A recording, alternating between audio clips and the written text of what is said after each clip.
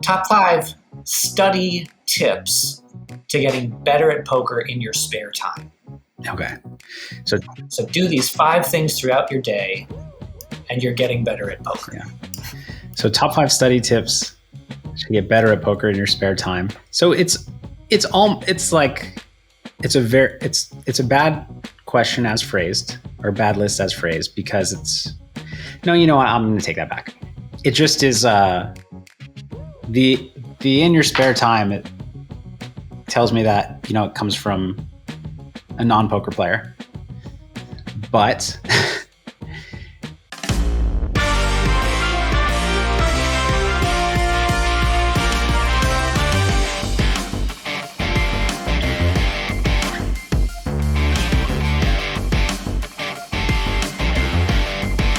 so I mean, the reason, by the way, that I don't love top 5 lists when it comes to, just generally speaking, is that it implies that there's kind of a quick way to improve at something that there isn't a quick way for, or a quick kind of list of things that you read this, or you listen to this, or you watch this, and now you've covered like your biggest mistakes, and that just doesn't exist. And especially for studying, what I always say is that I think everybody learns differently, and I think it's really important to try studying in a number of different ways and figure out what works for you. But I do think I can have some things to say about studying, so let's try it. So the first tip about studying poker, I'm actually just going to go with what I just said, is as you go through different types of poker studies, see what works for you. And a big part of figuring out what works for you is doing a type of study that does not drain you, does not bore you, does not stress you out. And so it's finding a study method that you enjoy, or at least kind of enjoy. I feel myself veering off the top 5 structure. But for me, I don't enjoy, putting a flop into a solver and putting, some ranges in and just going through and be like, okay, this is how I play this spot. This is how these types of hands want to play. And just going through in a solver, I really dislike it. I can do it for an hour if I have to, but I basically never do that. And so what I like doing is, I like talking to people about poker who are strong players, or even less strong players that ask good questions. B, I like to play with tools like Vision GTO Trainer, which happens to be my own training sites tool. But basically, and there are lots of them out there, especially for No Limit Hold'em, but this is for PLO right now, where it has a practice mode where it will feed you spots as if you were playing online, and you make a decision and tells you if you were right or wrong. And from there, you can just move on to the next example, or you can dig in and say, okay, well, why was I wrong about that? What is it doing with these hands? What is it doing with these hands? That's probably my favorite way to study. And then the third, which is kind of similar, is where I can take a deeper dive into kind of the more boring to me solver tools, is if I played a hand that I think is very interesting, and I just can't stop thinking about it, then I go investigate that hand, and kind of that's the motivation or the impetus I need to start doing some of that more, trudging through solver land. And then similarly, if I'm playing against an opponent who I think has, certain leaks, and I want to figure out how to adjust, that can motivate me to do some of that harder work as well, where I go and investigate, okay, well, so I think they're not betting enough of these hands. What should I do about it? So really for me, it's talking to people, playing with a tool like Vision that allows you to practice mode, and then basically doing the harder work if and only if I find the motivation from having played. So I guess we could call that 1, 2, and 3. And then the other study tips, I would say, well, I guess 4 is actually, I like watching training videos. And I actually enjoy that more than 1, 2, and 3. But I think that after I think watching more than a couple a week is not as valuable use of your time as doing 1, 2, and 3. But I think to watch a couple a week, that might, for me, move up to number 1 because I enjoy it. It doesn't tax my brain. So especially if I'm playing a lot, I find that if I spend 3 hours studying and then I play, my brain's not firing on all cylinders while I play. Whereas if I just watch a video passively, I do still learn some things.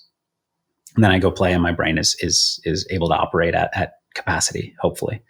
So that actually moves to the top of the list for me. Number 1, watch training videos I don't want to say in moderation. If you want to watch more, watch more. But I think if you are the level of player that uses solver study tools, or has a coach or a mentor or friends that play at a high level that you like to discuss hands with, I think after watching, a couple videos a week, time would be better spent on those other things.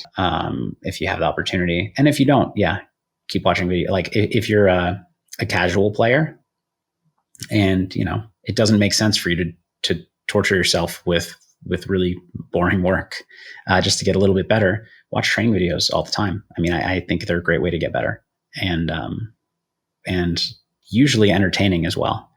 So it's enjoyable. So that's 1, 2, 3, 4. Now 5 is play. I think that study without play is not useful. It's I shouldn't say that. It's a fraction of as useful as it is with play.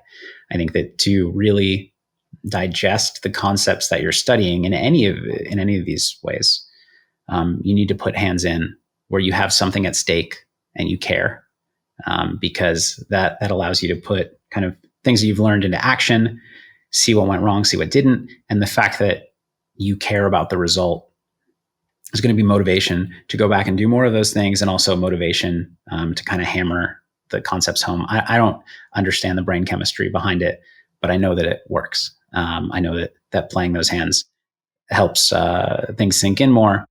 And whether you have positive or negative experiences as you play those hands, I think both kind of reemphasize or amplify the effects of playing and studying.